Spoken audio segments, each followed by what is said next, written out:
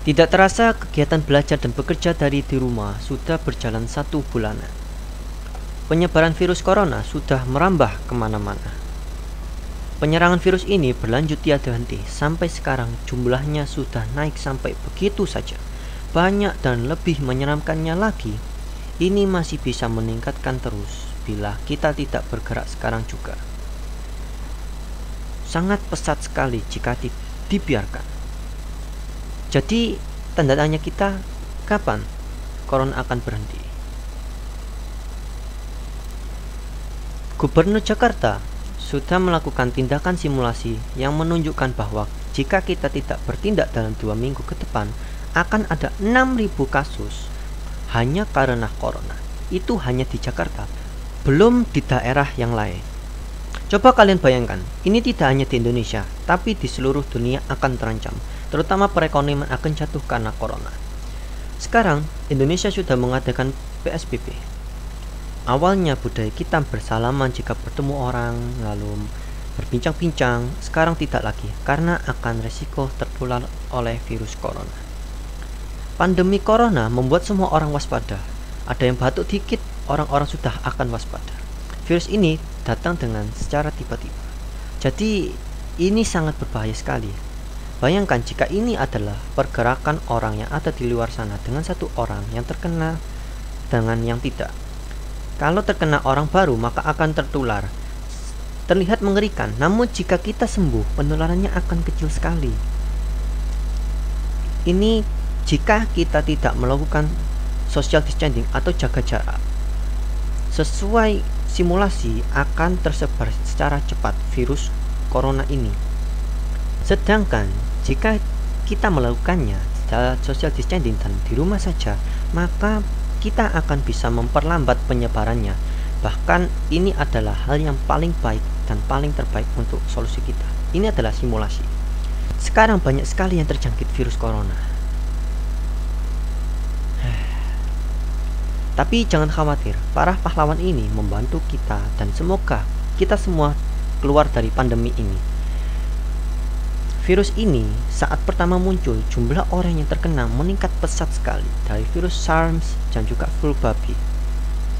Sampai kita harus belajar di rumah dengan e-learning. Para pekerja juga melakukan ini untuk penerapan social distancing. Namun sampai bosan dan bingung mau ngapain aja di rumah. Apalagi tugas yang membingungkan, sampai-sampai nekat keluar rumah hanya karena bosan, padahal sangat resiko jika keluar rumah. Nyatanya, kalau kalian ingin tahu, corona itu menginfeksi orang secara tidak langsung dan tidak membuat orang langsung sakit. Itu menunjukkan bahwa jika orang positif tetapi tidak terdeteksi dan tidak memakai masker, bisa saja kalian bisa tertular.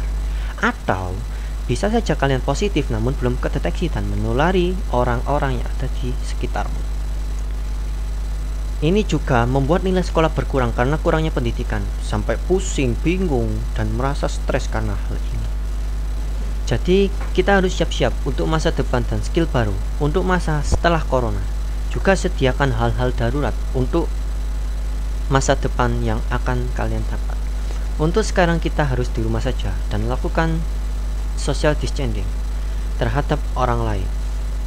Kita harus menunggu sampai kapan keadaan kembali normal. Kita bisa tahu memang kita ingin sekali keluar rumah, bertemu teman, bersalaman, kita berbincang, saling bersapa. Namun kita harus lihat mengapa kita harus melakukan sesuai kebijakan pemerintah. Kalian harus mengerti bagaimana penyebaran virus itu sangat pesat dan sangat tinggi, bahkan sampai meninggal. Itu adalah hal yang harus kita waspadai dan harus kita jaga. Buktinya, jalan yang awalnya ramai tiba-tiba menjadi sepi sekali. Pekerja pun sebanyak 3,3 miliar pekerja di dunia akan dikurangi jamnya, bahkan sampai di PHK. Ini sama seperti populasi antara Cina, India, Amerika, dan Indonesia dijadikan satu. Itu sungguh mengerikan.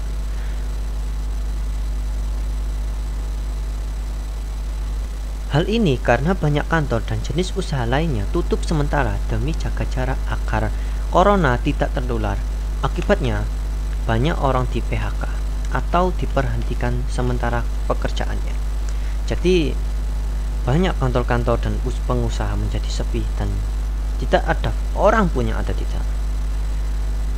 Beberapa waktu saja tercatat ada jutaan orang pekerja kantor yang dihentikan, bahkan di PHK. Ini sama seperti kalian bisa membuat negara sendiri, karena seperti dengan negara Jamaika. Tetapi hal yang penting adalah apakah ini segera berhenti atau tidak. Jika tidak, bagaimana perekonomian Indonesia? Pedagang, pekerja restoran, sampai buruh tani juga. Namun ada jaminan sosial yang menjamin orang PHK bisa menerima manfaat program dana di hari tua mereka. Perbandingannya, di tahun lalu saja sejumlah 2 jutaan orang menerima manfaat program jaminan ini. Jumlahnya pun tidak terkira-kira, yaitu 26 triliun lebih. Ini sama seperti meluncurkan sebuah 26 roket luar angkasa. Wow, itu sangat fantastis sekali. Ini juga karena pengembangan bunga dana pada jaminan hari tua ini lebih besar dari deposito bunga bank. Jadi sederhananya, jika karir kita lagi jatuh, dana ini bisa jadi pegangan buat mereka melanjutkan perjalanannya. Dan mungkin sekarang memang kita terkena malapetaka gara-gara ekonomi negara dan dunia yang menurun drastis. Tapi ini semua bukan akhir, karena para ahli prediksi Indonesia akan mengirakan Indonesia akan melesat pesat perekonomiannya, bahkan di Asia. Ini adalah cara mencegah virus corona.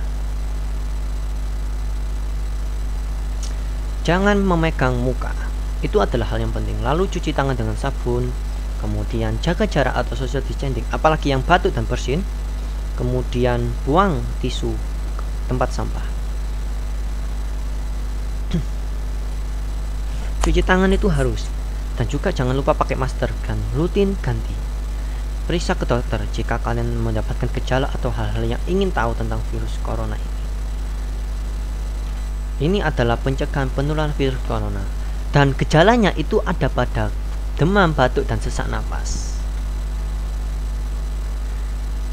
Jadi kalian harus tahu bagaimana caranya, dan semoga kita bisa sehat. Jangan lupa untuk tetap siap siaga 45 dan kita bisa melawan virus corona ini. Jadi ini adalah jaga diri kita agar tidak terkena virus, dan juga kita akan sehat dan terselamatkan dari virus corona. Semua dokter belahan dunia juga ikut serta membasmi corona, dan juga mereka membuat obat untuk membasminya. Jadi kita tidak boleh menyerah begitu saja. Lakukan yang diberikan oleh pemerintah guna menyelamatkan nyawa kita. Dengan semua ada cara, yaitu antibiotik, vaksin, pakai sabun, jaga jarak. Itu adalah solusi yang paling tepat.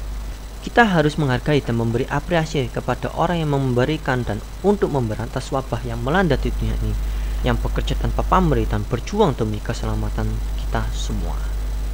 Ini semua balik kepada diri kita. Begitulah, dan terima kasih. Wassalamualaikum warahmatullahi wabarakatuh.